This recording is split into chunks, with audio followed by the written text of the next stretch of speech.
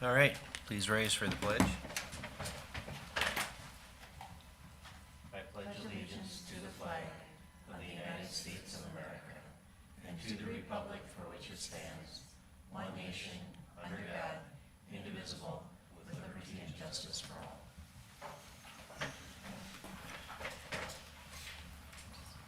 All right, we will call the meeting to order.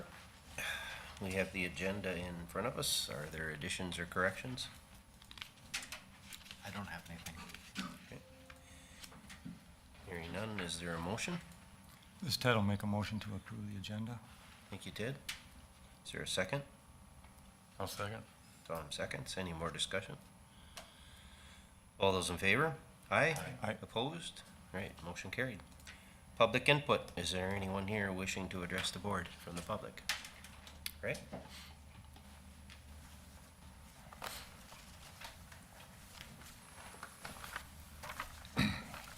My name is Rick Lovitz. I live at 17500 374th Street in Lake George, Minnesota.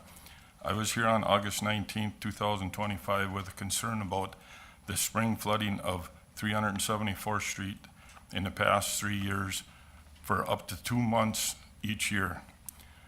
I took your advice and contacted 3 different attorneys about this issue. They all told me it would be ridiculous to spend $30,000 to $50,000 in court resolving something that would only cost under $20,000 to actually fix. Since August 19th, I've contacted the Lake George Township lawyer, Steve Fensky. He informed me our township would not need to purchase another easement because we already have one with no limits. We can remove trees and make ditches as wide as we've been using. He stated there's been several cases where townships have won the right to allow them to dig the ditches and do what's necessary to resolve the problem. Steve also told me that our government expects our townships to provide safety services for more than 10 months out of the year. I relayed this Steve Fensky's information to Lake George Town Board at the monthly meeting on September 2nd. I then followed up on September 12th with a text to Bert Mans, the A-Chair Superintendent, asking him if he'd contacted Steve about the existing easement. I respectfully asked him to get back to me, but as of today, I haven't heard anything from him. In the fact finding the last several months, we've discovered our township has all the resources to resolve this problem. But even though it's a direct dereliction of their duties, the town board has chosen to do nothing. Our township board has informed us at monthly meetings that they've made their decision, but has given no reason, justifiable or otherwise, to support it. Sadly, their decision stands after learning a disabled woman residing on 374th Street needs PCA care and therapy transportation, and a child needs bus transportation. It appears they are unwilling to work with or help the people in need in our township. I respect all you as county officials. I know you don't want to step on anybody's toes, but I'm here this morning to ask if you have any other ideas for us to try. Thank you for your time and for listening to me this morning. Respectfully, Rick Lovitz. You took the time to visit with the school district as well? I talked to him and I talked to Mike, the transportation guy. I can't think of his last name right now. But the school superintendent told me that he was going to send the town board a letter. They never got the letter because he was going to send one to Dustin, the neighbor, also, and he never got it. So then I called Mike, the transportation guy, and he told me that he's good friends with Cal, that he'll talk to him. And he said that their solution to this is that they have a bus driver that's comfortable driving through a flooded road. So they're going to take our school buses that our tax dollars buy and drive them through a flooded road for 2 months because the driver's comfortable doing that. Okay. That's their solution to that. Any questions or comments from the board? I'll reiterate one comment I meant. The best way to handle this is at the annual meeting. One of the exclusive powers available to electors is setting the levy. If you guys decide to set the levy at an amount where it can be funded, that's the electors' one power you have in town government that you exclusively have. So if you have that discussion at your annual meeting to repair the road and you're willing to raise, the electors are willing to raise a levy for it, I don't see why they wouldn't do it. At the last meeting that I was here on the 19th of August, I mentioned that we went to the annual meeting. I made a motion to spend $3,500 filling in the low spots. We had a discussion, we voted on it, and as soon as it was voted on, Cal stood up and says, this is just a recommendation of the board, we do not have to do this, and they will not do it, because it's just a recommendation. I don't understand if a board member has to make a resolution, I don't understand all this terminology, but that they have to make a resolution to do it, or otherwise it's just a recommendation and they don't have to do it, even though the townspeople voted and passed it. Yeah, but I don't know if they probably didn't want to use existing funds to fund the project. If you were to have a vote on increasing the levy to cover that, that might be a different scenario that they may or may not be willing to move forward then, but I would think that there's a big distinction between using what they already budgeted, monies they already budgeted for, versus the electors saying, we're gonna raise the levy by $35,000 so we can solve this problem. I see what you're saying. Yeah. One of the questions that I have for you guys is, what are the obligations of a township? I mean, what are the, from what I've dug up through and discovered here, is that about 70% of the money that they take in is for the roads. There's probably 25% of the money, or maybe more, goes to the fire department and the emergency. There's very little money spent other than that. But if that's their obligation, I get confused here. I mean, this is to me ridiculous that on September 2nd, there was $129,000 available cash in our board, in our fund, and a $58,000 reserve CD. And they don't have $20,000 to take care of a road that's flooded 2 months a year. With a person with definite needs for her transportation, for her therapy, and for her PCAs to come in there, and a school bus. I don't know where to turn no more. I haven't had a chance to visit with any of the board members from Lake George Township. I believe the Township Association meeting is the next time it is in Lake George. It's supposed to be, I heard that at our meeting. They should be there. I would like to get up and just visit with Cal in the meantime, or the chair of the township board, and just try to get a little perspective from their side as well. I mean, it's getting kind of late in the year to do a whole lot anymore, as far as moving dirt or putting ditches in, but I think addressing the low spots that collect the water would certainly be doable, as long as they were willing to do so. What they did, and this is, I can't say what is gonna happen, but they did have the guy that grades go like a foot wider on each side. But even though they went a foot wider to pull in a little bit of dirt, all 4 places where it flooded last spring, you can still see 2 ruts down the middle of the road. They didn't put any in the middle to crown it up. They didn't even, like I said, they didn't even fill in the ruts from last spring. They graded it 6, 7 times this summer, and they're gonna tell you they spent extra time on it. But the ruts are, the other 2 weeks ago, September 1st or whatever it was, we got 1.25 inches rain, and when I drove out of there in the morning at 6 o'clock to go help a guy, it was flooded in all 4 of those places. And yeah, it went away in a day now because there's no frost, but in the spring it sits. Yeah. So, So I just Googled Minnesota townships and the statute, and so motions made and passed at the meetings are not necessarily binding on the town board. And you have to refer back to a statute, which I'm not doing it this time. That's Exception of the levy. right, but to approve the levy. I don't know if the levy is approved with specific dollars, if that even is binding to the town board, It so is, that's, it's an exclusive power to the electors.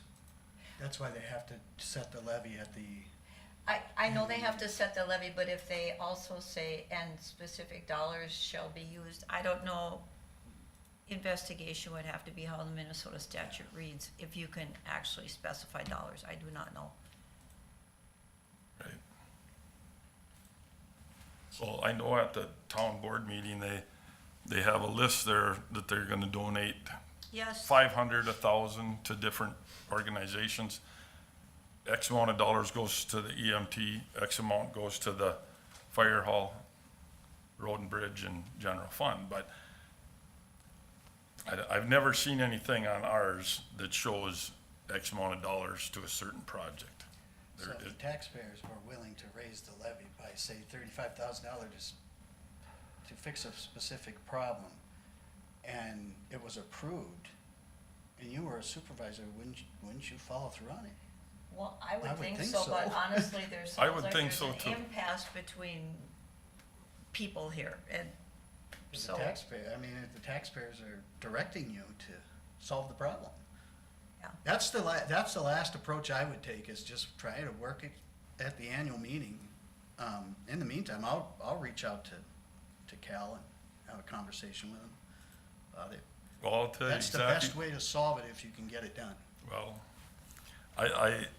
I understand that because my parents and grandparents haven't lived in that area, and neither has Dustin's, that there's only one Hoffman and only one Lovitz that live in our township. And we won't get anything passed at the levy meeting, I'll bet on that, because they'll bring their whole relation, and that's the way it works. You gotta ask. All you can do is The ask, question and, is if you can't get it done at the annual meeting, then maybe the people don't want it fixed. yeah. Maybe you do, but maybe the others don't. I don't know. Okay, anything else? Nope, I Sorry. guess not. Well, thank you. Thank you. Right, is there anyone else for public comment? All right, seeing none, we will move forward. We have the consent agenda. Is there a motion to approve the consent agenda, or anything that wants to be discussed on the consent agenda? This Ted will make a motion to approve the consent agenda. Ted moves. Is there a second? Dave seconds. Any more discussion? Right, all those in favor? Aye. Opposed? Right, motion carried. I do have one question. Are you the applicants for the cannabis? Yeah. Okay, all right. I was just curious. When you get a little further along after your permit and everything is approved, could you contact me? I'd just like to sit and visit with you and see how things are going. All right, thank you. And at any point, if anyone is interested coming out to the farm, Yep. seeing once we're up and running, all we need would be 24 hours notice so we can Okay, get the appropriate paperwork Yep. ready, and we'd be happy to invite anyone out. yeah, whenever you get a little further along, just contact me and I'll set up a time. It'd be at your convenience. I'll try to come out and just visit and see what's going on. All right, thank you. Okay, county employee recognition. Mike?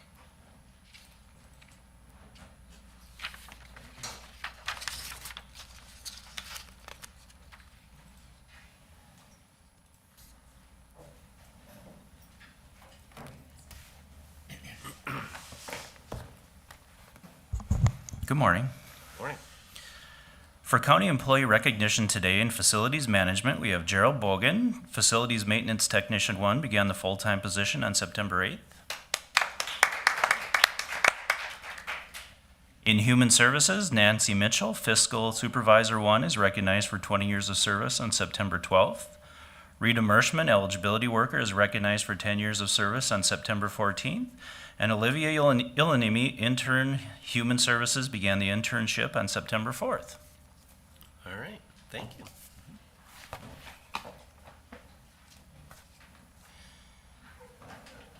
Property records. Good morning. Morning. Just here to get the approval to sign this contract between us and EagleView, looking at what we, or what Change Finder is. This has been in the works since we kind of did the aerial flights, and we just kind of were waiting to kind of figure it all out. We do have it budgeted though for the 2025 year, and then I would guess like every couple of years we'll probably do it whenever we get like a new change or a new flyover. So this first time, it's gonna be a lot of data because we're going back to 2017 outlines because that was the last time that we had them draw out the buildings. So it cut down the expense for this year since they'd already done that. So our office will have to go through all of the data that we get and see if we already have picked up changes or what the local assessors need to go out and view. So there's gonna be some additional work with this first time, but then after that, it should be comparing like 23 to 26. So you have a lot less buildings. So any questions on it?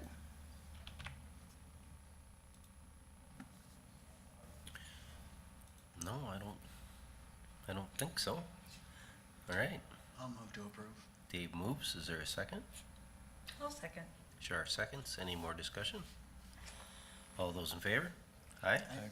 Opposed? All right, motion carried. Thanks, guys. Yeah.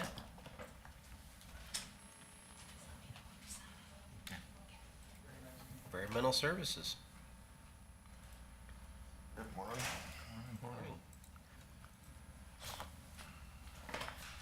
I have one agenda item for the board, and that is an ordinance amendment application that we received. It was submitted by an individual who was proposing to change the language in section 504 concerning height of structures in the Shoreland ordinance.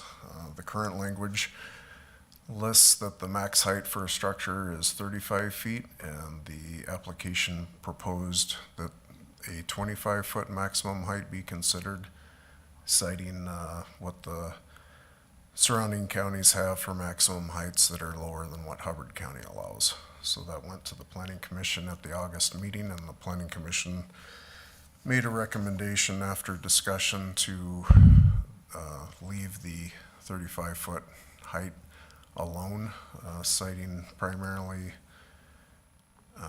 current building practices, often involving 9-foot sidewall heights and new floor joist systems that are much deeper than the old 2x10s, 2x12s to allow HVAC and plumbing to be electrical to be easily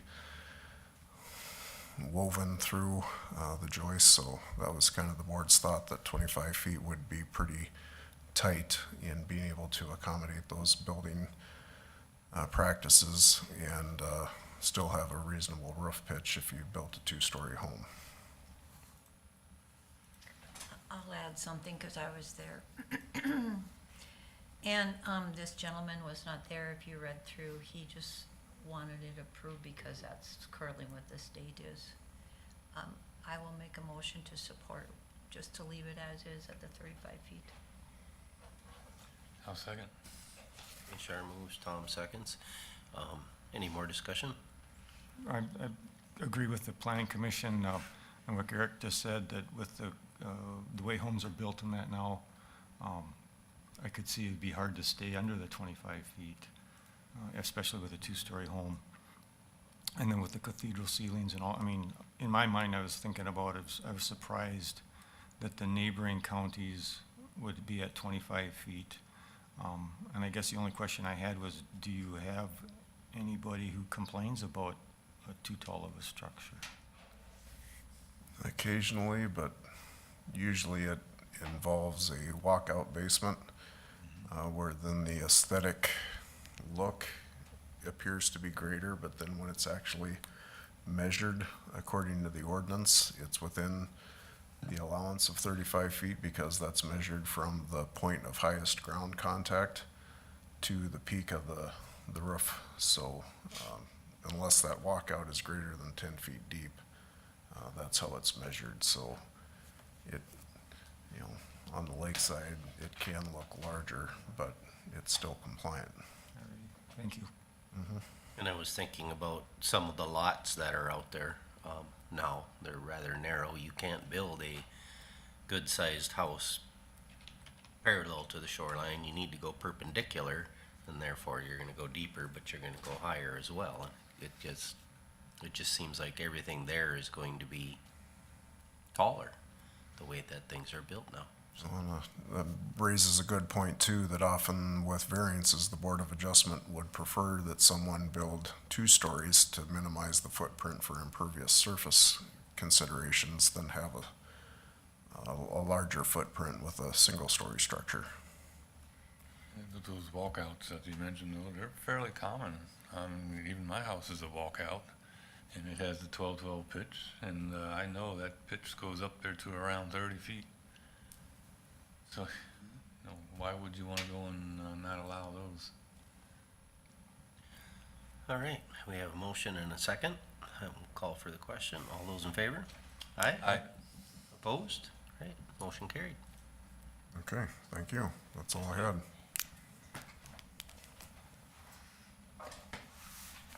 Human Resources.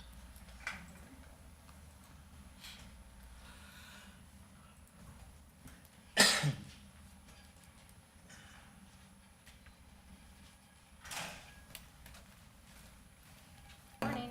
Good morning.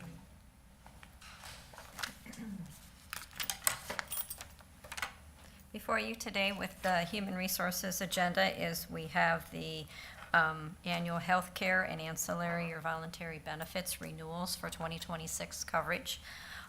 Listed out there is each coverage that we have. We had a benefit committee meeting on September, what was the date? September 4th.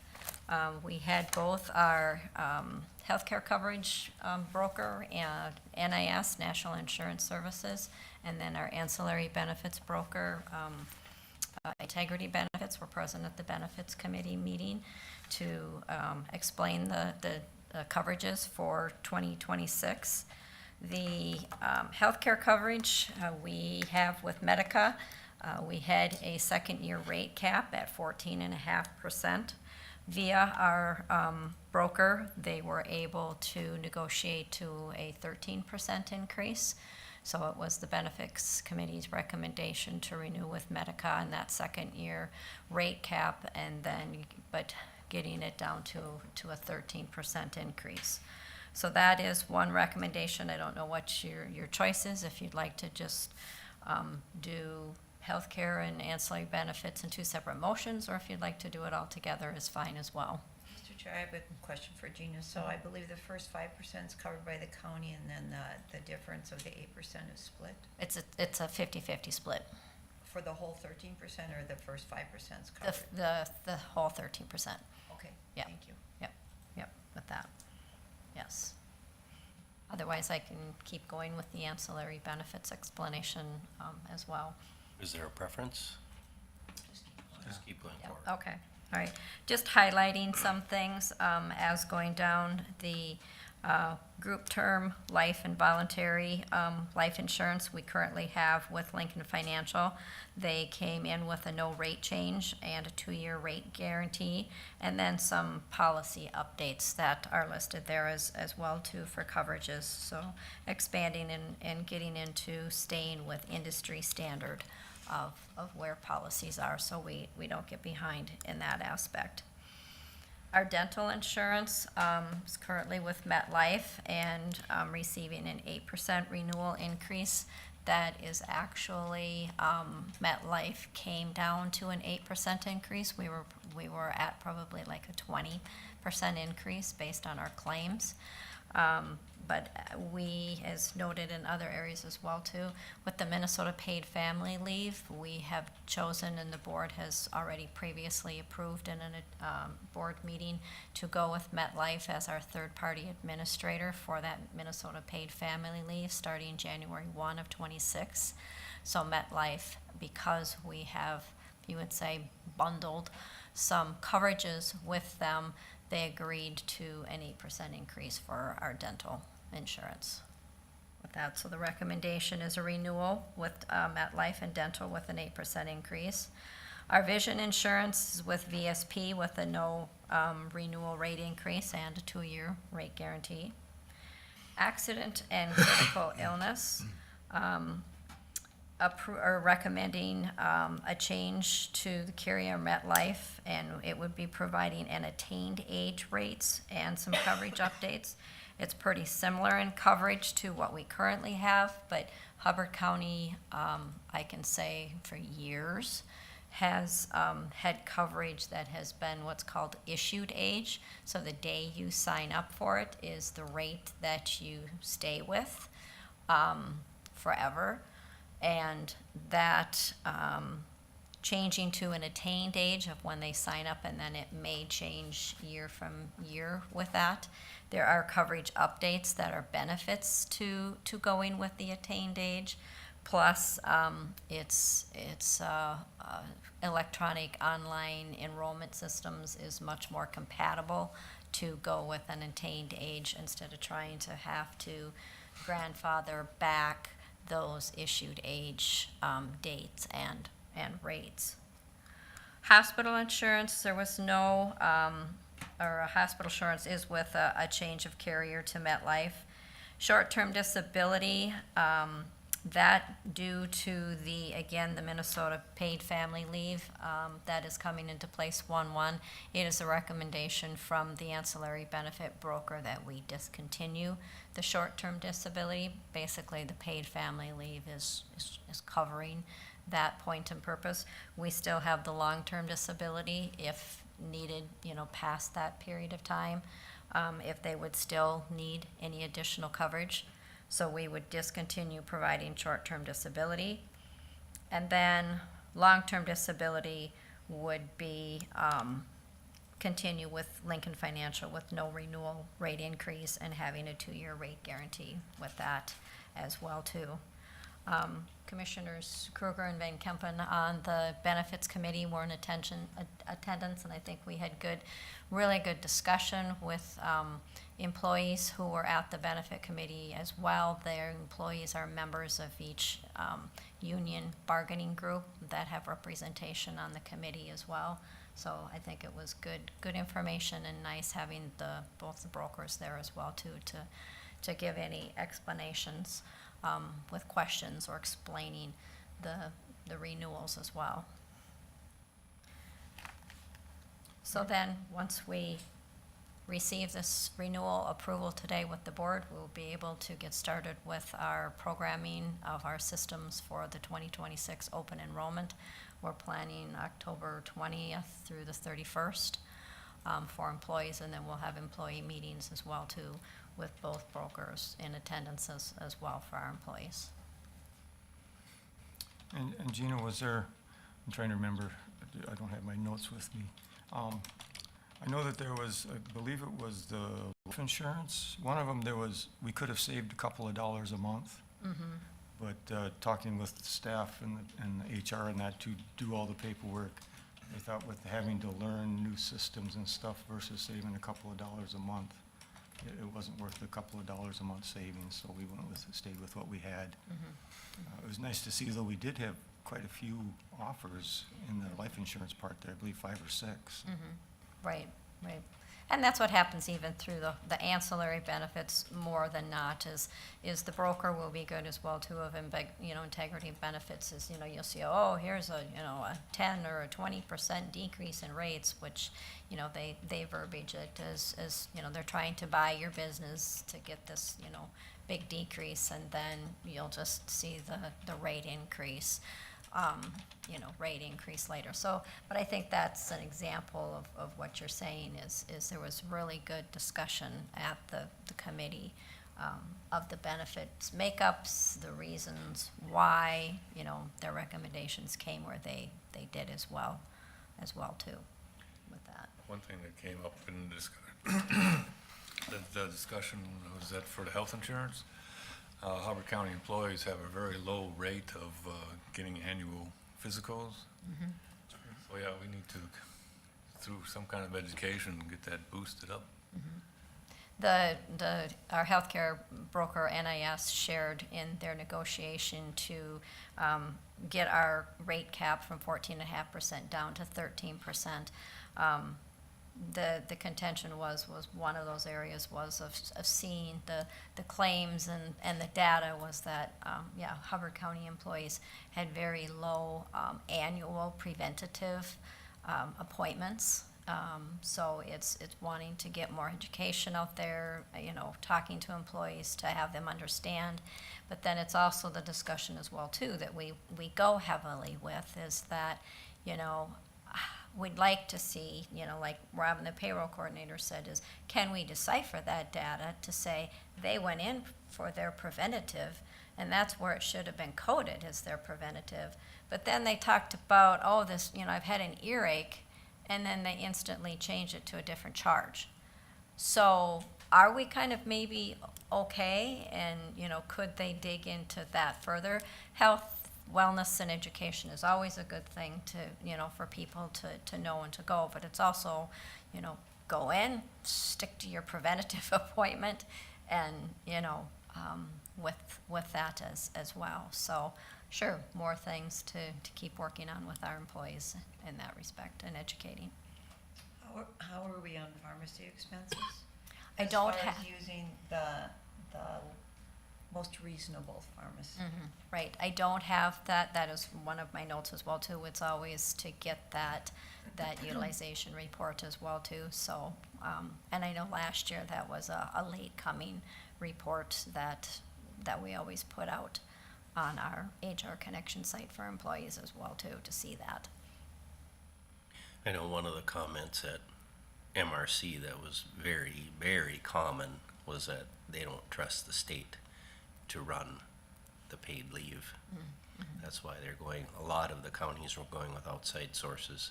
Right. They just don't trust the state with what they're gonna do and the costs that are gonna be associated with everything, so. All right, is there a motion?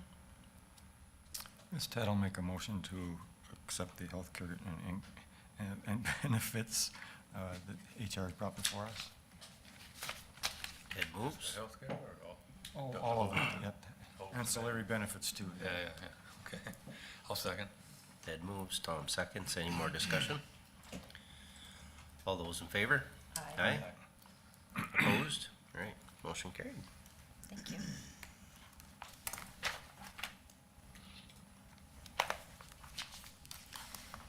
Personnel policy revisions. Yeah, 7B, we have, and I can take the 7C if you'd like, whichever. No. No, I'm sorry, okay. I missed that on the. 7B is a 2025 compensation schedule, recalibration of our 2025 pay schedule. We currently, we work through our classification and compensation with DDA, David Drown and Associates, for our classification and compensation. The county has gotten onto an annual ongoing maintenance of the classification and compensation. This is a stage where they're analyzing the market with significant changes that we've made within past years. The Personnel Committee, we took a look, and which kind of flows into the next agenda item, but we looked at our benchmark counties, and those have made adjusted pay ranges to stay competitive with the market.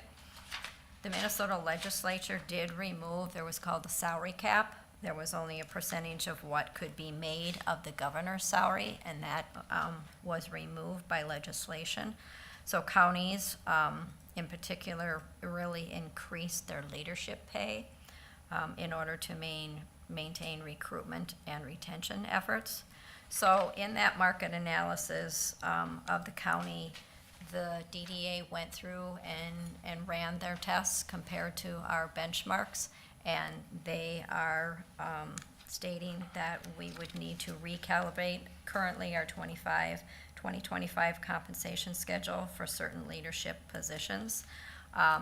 The updated grid was provided to you today that I received. Looking at the leadership, where the market adjustments need to come into play is starting currently at grade 20. And then in the green is the market adjustment of what DDA is providing for us to get within our benchmark counties. And then because of that, currently we have 26 grades, and we would need to make an additional 27th grade to be in the market adjustment as well too, with that for leadership positions. So the question or the ask here this morning is to approve DDA's recommendation to recalibrate our compensation schedule for those certain leadership positions, grade 20 through 27. I have in it the motion to say effective October 1st. Within the payroll system, it would be best to say if that would be effective within the pay period inclusive of October 1st, then it would go in for the pay period, and it would be the whole pay period with that. So that would be a bit of verbiage change would be asking in front of you today. Placement would be moving anyone from the pay that they are currently at to the green highlighted pay within their same grade, but it would be equal to or next higher than where they're currently at. This market adjustment and information was reviewed with the Personnel Committee. DDA made presentation to the Personnel Committee of this information and of their recommendation for Hubbard County to, again, this is our continued ongoing maintenance, so we stay in line, we don't fall back and have to have such even further additional increases to be able to stay within our benchmark counties with that. What's the cumulative impact on the current budget then? Going from October 30th forward was, the price was cut from, looking at, I'm saying 30, but whether that would be reduced down to 15,000. The Probably annual like impact. 30,000. The annual impact for 26 is approximately 160,000, and it's included in budget estimates for 2026. Yeah, and I'm talking for the remainder of 2025. So our goal when we first started this a few years ago was to have a maintenance, because if we do not maintain, in the long run, we have huge jumps. A county who has asked not to be named, a commissioner and I have been in conversation because they have not kept up. And their entire grid for the next 2 years, they have a great increase. And so,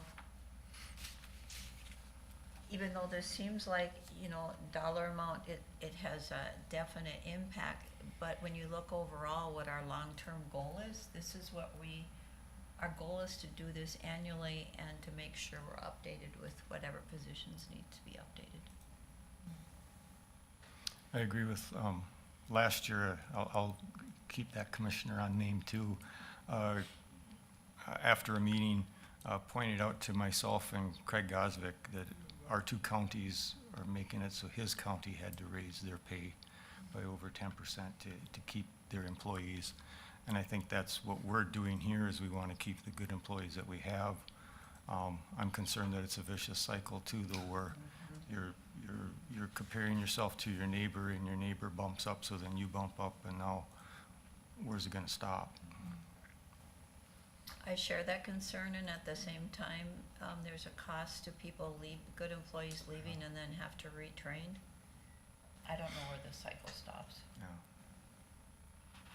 And I think this, you know, as stated in the information, is the big thing was the removal of the salary cap, you know, by the Yes, legislature. I would agree, because we've seen that. Yeah. It's affected many different positions Right. across the state of Minnesota. Right. But, you know, what could be the next, who knows what it could possibly be, but.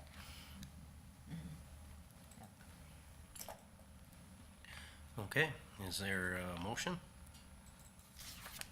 I will move to approve effective, the October first pay- pay schedule, whatever Gina Yeah. wants to insert in there for wording. Yep, the pay period effective the pay period inclusive of October 1st. Okay, thank you. So Shar moves. Is there a second? This is Ted, I'll second. Ted seconds. Any more discussion? All those in favor? Aye. Opposed? All right, motion carried.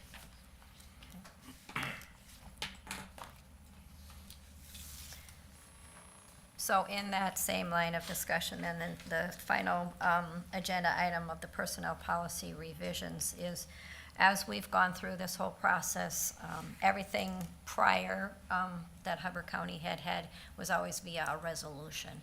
And so we started getting the personnel policy updated with the process of how we're handling our classification and compensation. So we have resolution listed there in the agenda item that everything is inclusive in the personnel policy.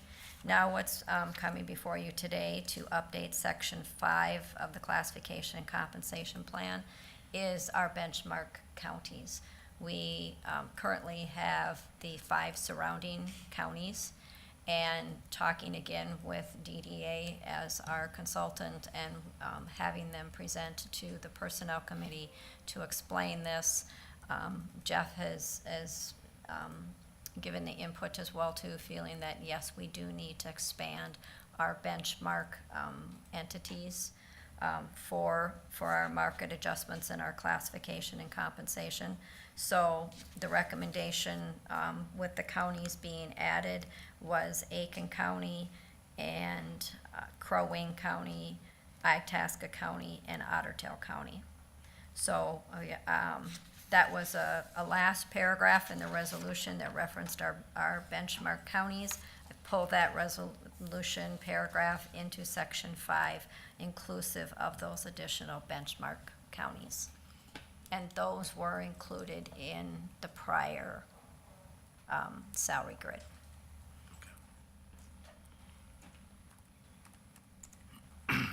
All right, is there a motion? I'll move to approve. Dave moves. Is there a second? I'll second. Shar seconds. Any more discussion? All those in favor? Aye. Opposed? All right, motion carried. Thank you.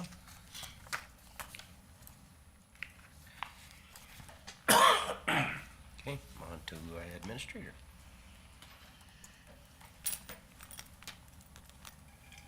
Thank you, Mr. Chair. This is the resolution to set and certify the preliminary property tax levy for 2026.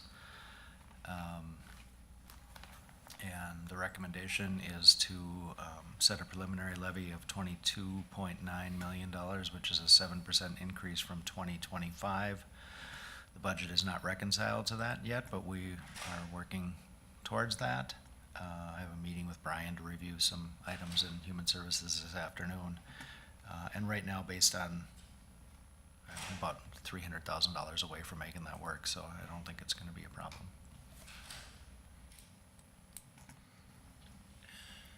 Okay. Is there a motion to set the preliminary levy at 22.9? I just have a comment, in addition to Jeff, when we were at AMC and our committees. Brian and I were in the same committee, and I would agree with you, Brian's being very creative in how we can make this work. I'll move to approve the preliminary levy at 7%. All right, Dave moves. Is there a second? This is Ted, I'll second. Ted seconds. Any more discussion? All those in favor? Aye. Aye. Opposed? Right, motion carried.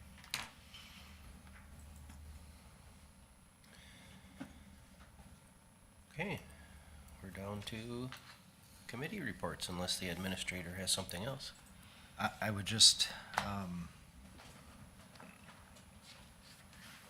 would just ask if there were, we'll bring Human Services back for another budget review once we've made the modifications that we're gonna put in place.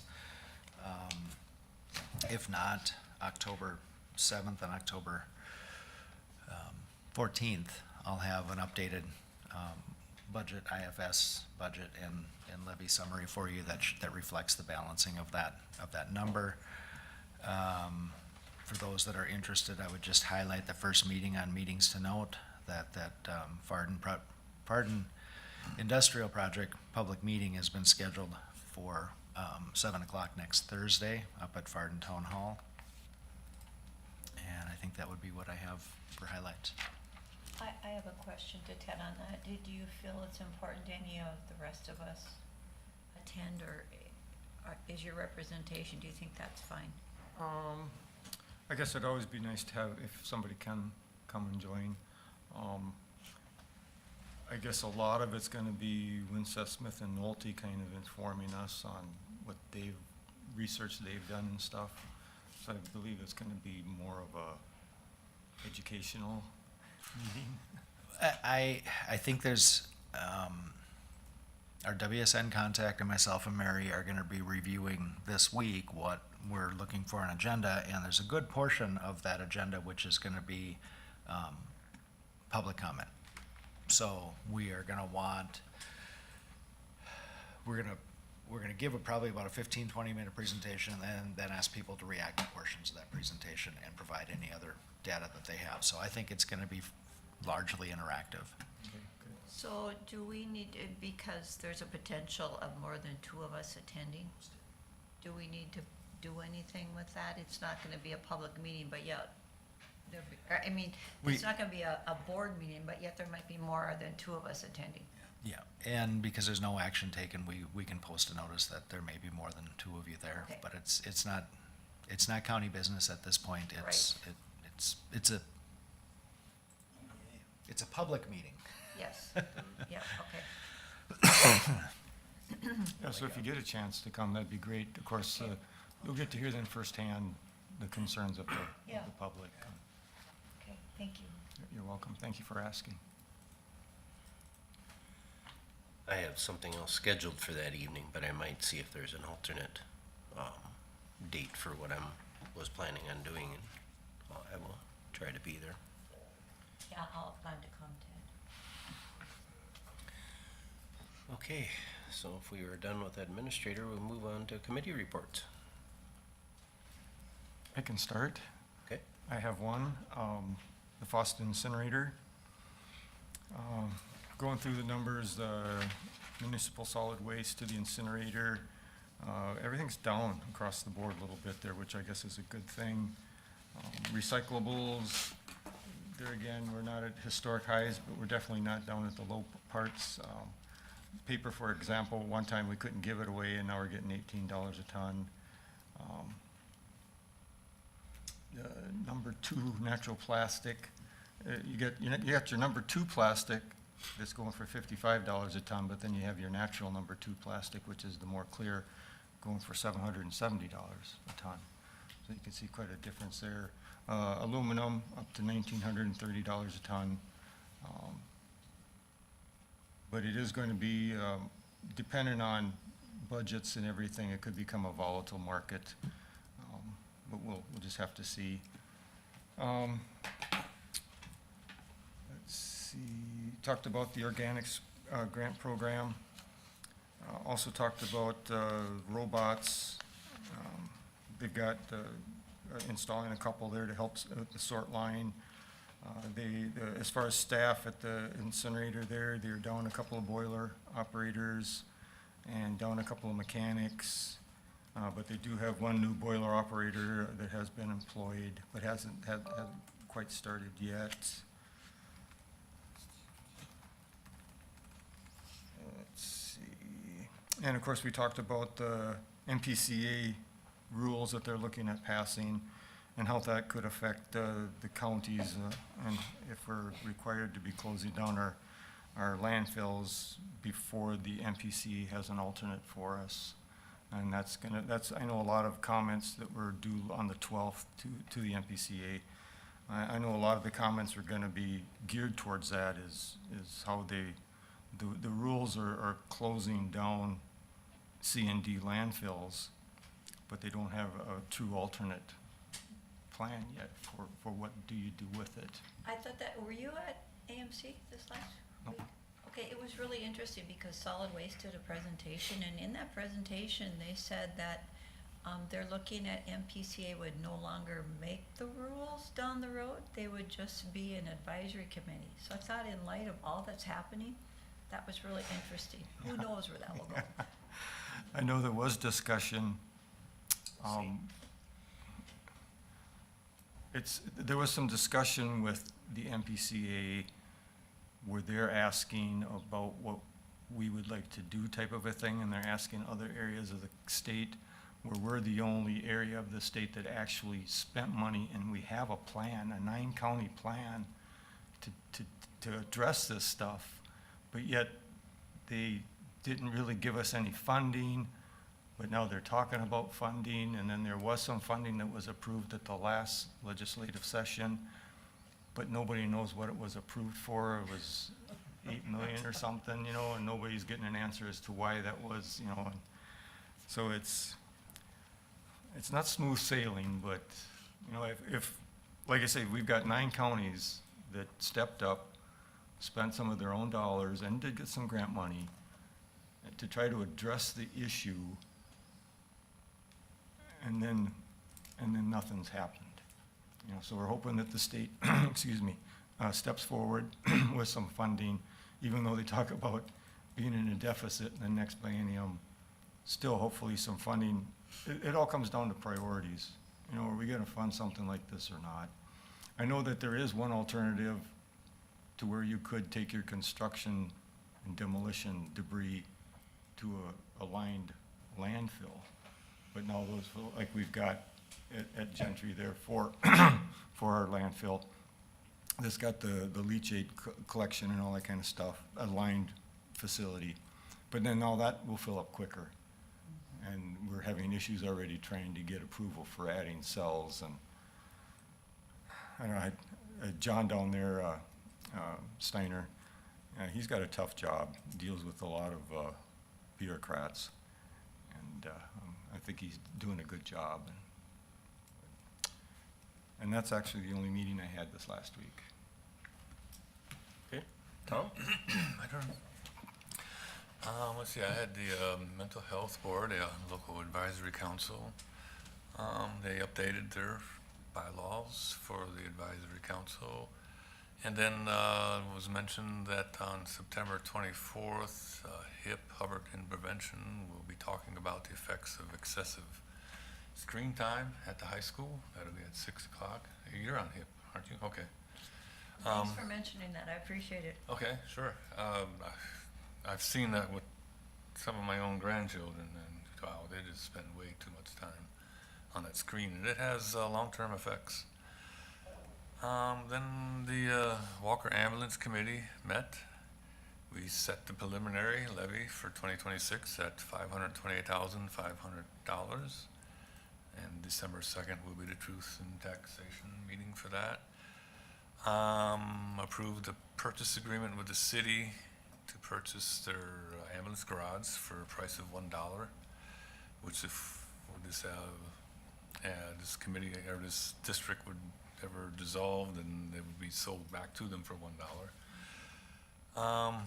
Approved an agreement with the Leech Lake Band of Ojibwe for an ambulance service. They will voluntarily pay $43,000 each year during the term of the agreement.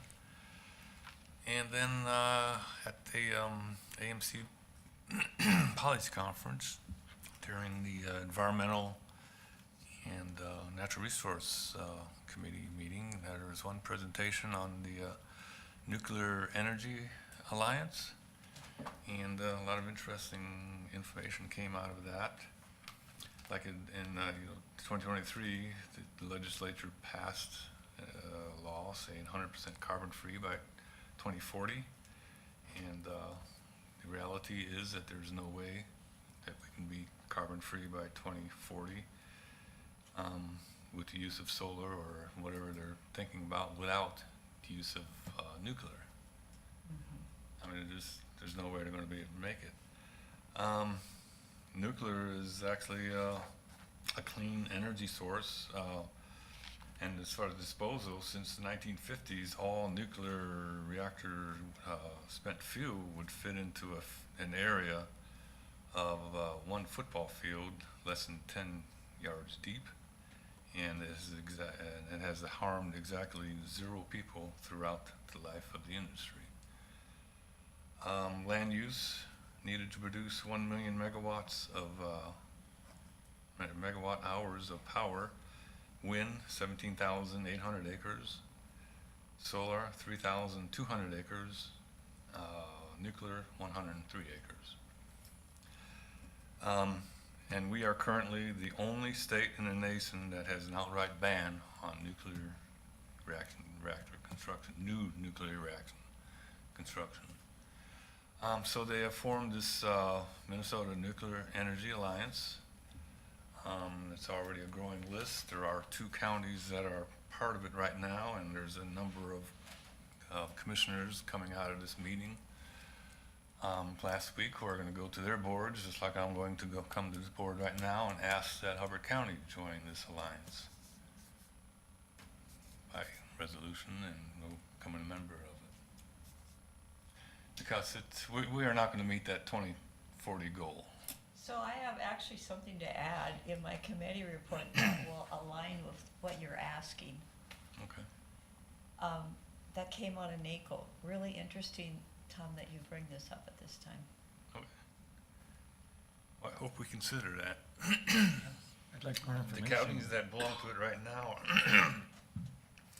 are Sherburne County and Itasca County. I just watched this morning on the Business Channel. There's really exciting developments in nuclear energy. I mean, they had the small modular reactors, but now they even have nano and micro reactors that they fit on the back of a ship. So with these data centers coming in and stuff, it would be safer to decentralize power production. It's going to get interesting. Way to go. Okay, that's all I got. Well, then I'm gonna go next because it's about data centers.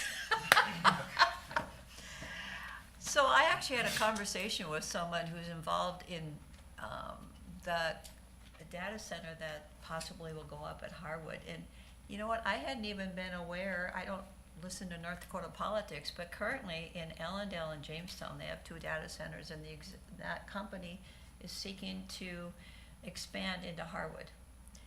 Well, my NACO call was on data centers, and it was run, the board chair this year is a county commissioner from Loudoun County there, and they have the largest data center population in the whole United States. And so they have what they call Data Center Alley, and there's 200 centers located right in that county. That county is 330,000 acres.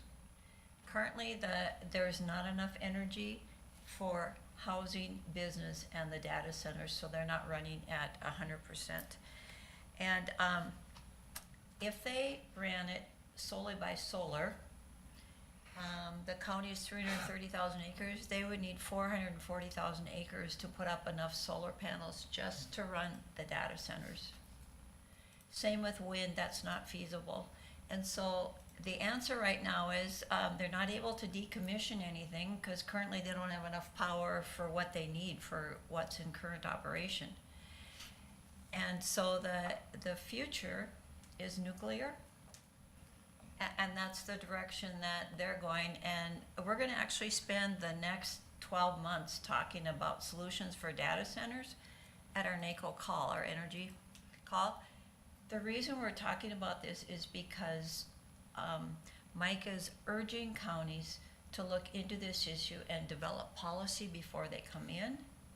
Because even things like noise and lighting are not being addressed because counties aren't prepared. So that was the basis for all this discussion.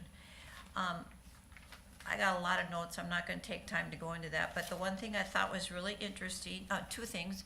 One is as AI is brought into these data centers, it's gonna increase their need for power exponentially. Takes a lot more power to run AI. There's a new business in town, a new industry, it's called Xtel USA, and they are building batteries, graphene batteries out of recycled tires. And they're looking to somehow put these batteries inside the centers to collect and store energy so they can use that energy during peak times. And recycled tire batteries will not start on fire. So anyway, that was really interesting. And lithium batteries are on their way out, and this data center problem is considered the world revolution in energy.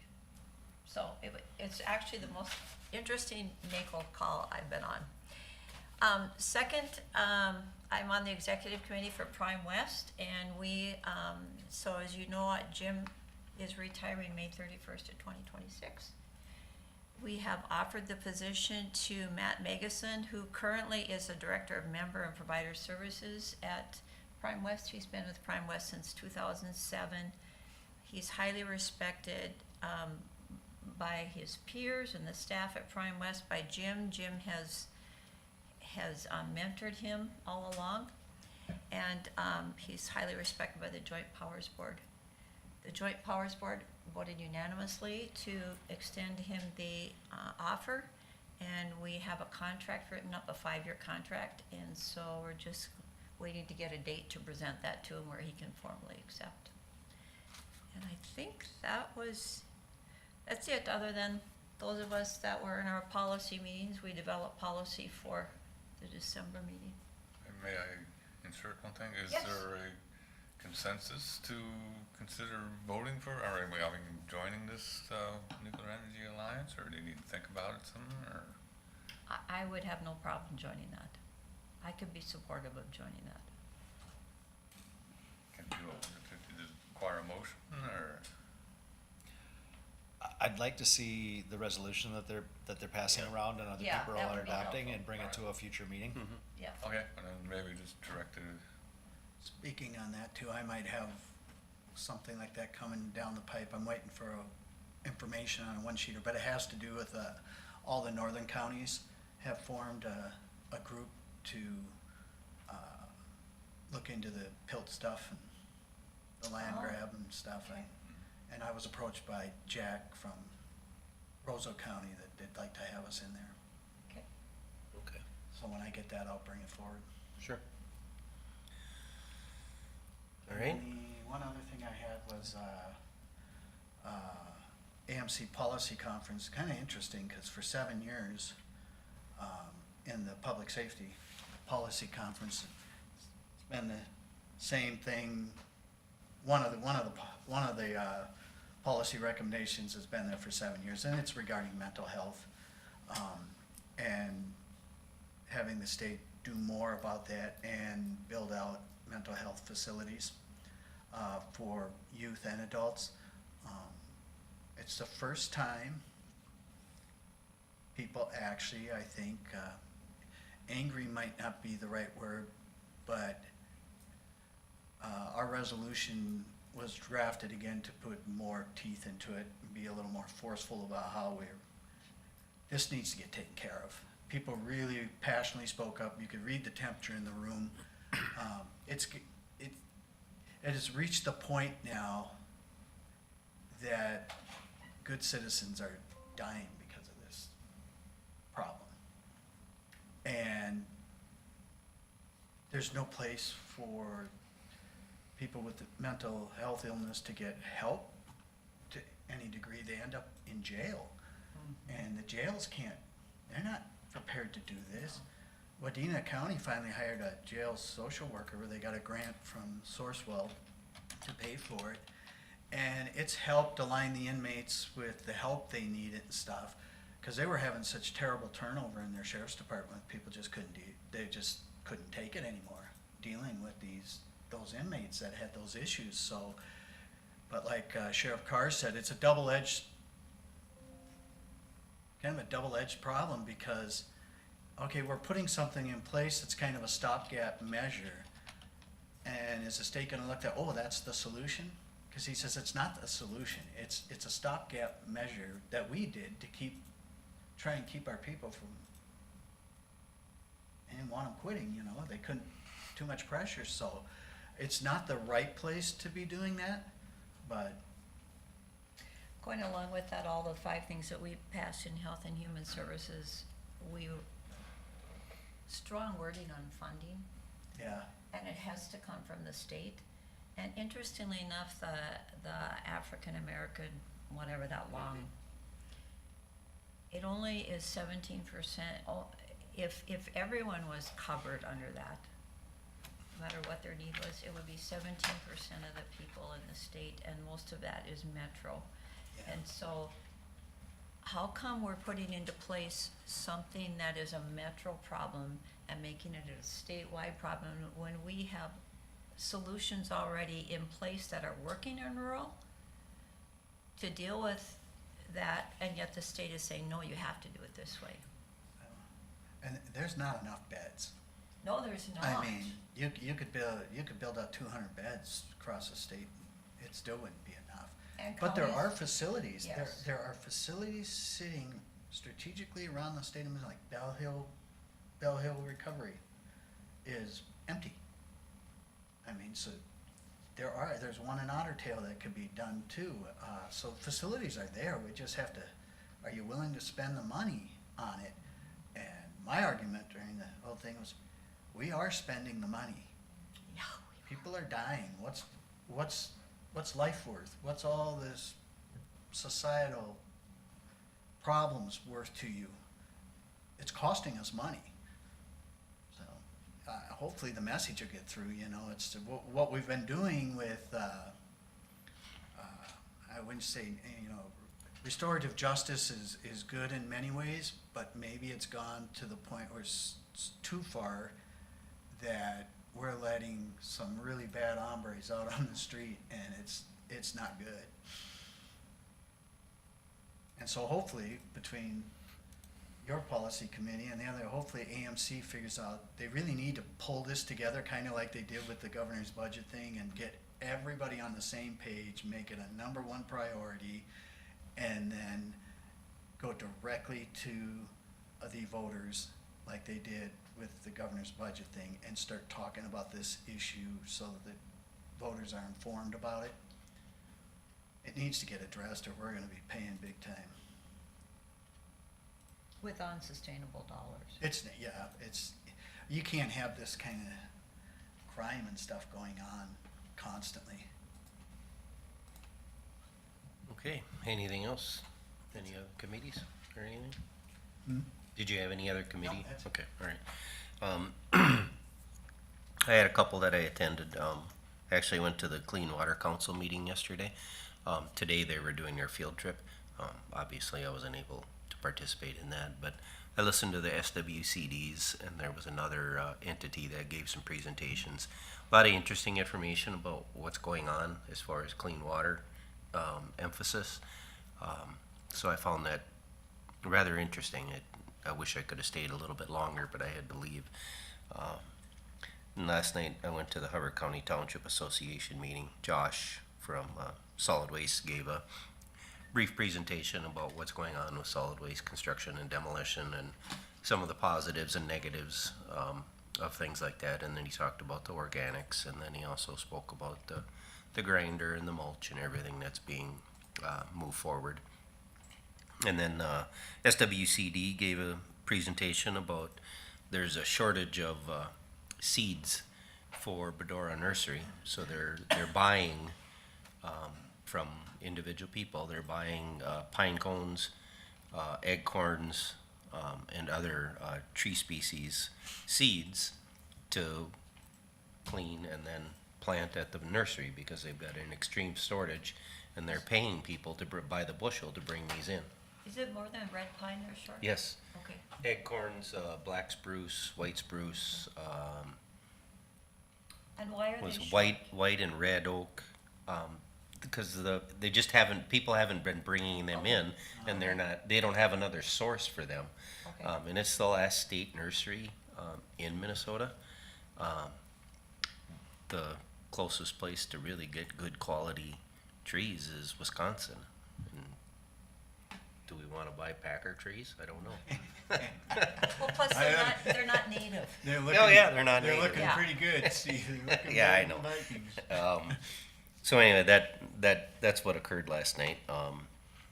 And then, actually at, MRC, Representative Matt Weiner just, got up and spoke, and he spoke quite at length about the disconnect that is glaringly apparent, in mentality and policy and everything from metro to rural. He Oh, just but kept. that was interesting. He just kept emphasizing it over and over and over again, that the mindsets are so different, and it's a huge challenge to try to get everybody into a room and just talk about, okay, what's the pros and cons of what you're doing, and what about what we're doing, and try to come to common ground, to come to some solutions to a lot of problems that are there. And he keeps working diligently at it, but he said it's not easy. You know, I made this suggestion a while ago, and AMC kind of just didn't really react to it much, but when we go down in February for the legislative conference, why don't they swap it up every once in a while and Yeah. put rural with metro and metro with rural? Yeah. Maybe that would go part way into trying to help people understand everybody's train of thought. Yeah, because really, when you go talk to your representative, you're basically preaching to the choir. I mean, Right. you're not telling them anything new that they don't already know. Yeah. And then, actually at MRC, there's two counties that joined, Clearwater County and then Nobles County, both joined MRC. Nice. So they'll have members present at all the meetings, and they were both there, that night too. So that was interesting to see that. And then, as far as my policy committee, the biggest thing that I got out of that, we really didn't change what our overall policy goal is. But MnDOT is actually listening and changing, which was a total shock to me. They are looking at trying to reduce the burden of projects on local entities. Like, say, my examples are LaPorte and Akeley. They're being hit hard with costs that are all part of MnDOT's project, and their project demands that these things be changed and perhaps lowered or moved or whatever the case might be in underground utilities and whatnot. MnDOT's actually trying to develop a policy right now. I think it's gonna go forward in, I don't remember if it's November or January, that they're gonna actually make the decision on what they're gonna do. But MnDOT is looking at trying to alleviate some of that burden, and MnDOT construction will bear the cost of those improvements that need to be done according to their plan in the right-of-way. Now, prior to that, anything outside the right-of-way is going to be the entity whose right-of-way outside of that it is, but I specifically asked the guy who presented about, okay, well, here's my example, the city of LaPorte. It's a very depressed community, and they don't have a lot of money, they don't have a lot of tax base there to begin with, but yet their commitment that MnDOT is demanding is like twice their annual budget, and they have to come up with that money to try to cover these costs. And he said, well, as far as everything like lighting and the things above ground, he said, the proposal right now is for MnDOT to cover all of those costs up front. There won't be any city obligation to pay for it. But he said the underground stuff, we really haven't been able to address that appropriately quite yet. But he said that is in the works as well, is if you have an underground infrastructure that's being affected by what MnDOT's plan is that he's saying in the future that's going to be covered as well. So that would be a huge benefit to these small communities. And I hope it keeps moving forward. I got his contact information, and I'm gonna keep kind of pushing him that direction, because I know the city of LaPorte, that's gonna happen in 2027. So he figured by the beginning of 2026 that this new policy should be in place. And he said it might not address your infrastructure underground, but he said it will address the lighting and everything like that. Now, of course, you'll have to pay for the continued maintenance of the lighting, the electric bill, and all that sort of stuff, but that would be excellent if they could reduce the burden on these small communities. And then they were also looking at doing some really weird things with auto parts taxes and things like that, that it was really hard to track exactly. Are they trying to increase them, or just No, maybe all of them are change, going- trying to get it to change the way the wording is all into the statute, that it gets completely dedicated Oh, to a certain okay. fund. I think it was the highway users tax. They want to try to put it into there, and then that fund is supposed to be totally dedicated to the highways. But there were some hiccups in there when they started walking through the policy itself, so, They've been working on that a long time. yeah. And I guess that's it. So, did everybody acknowledge you for reservations for Bloomington? Okay, all right. September 30th, we have a department head meeting. I will be there. Who else is going to attend? I think I went for you last time, Dave. Yeah, so I think you're it. Alrighty. Okay. Then I will entertain a motion to adjourn unless there's something else. So move. Shar moves. Is there a second? I'll second. Tom seconds. All those in favor? Aye. Opposed? Okay. We are adjourned.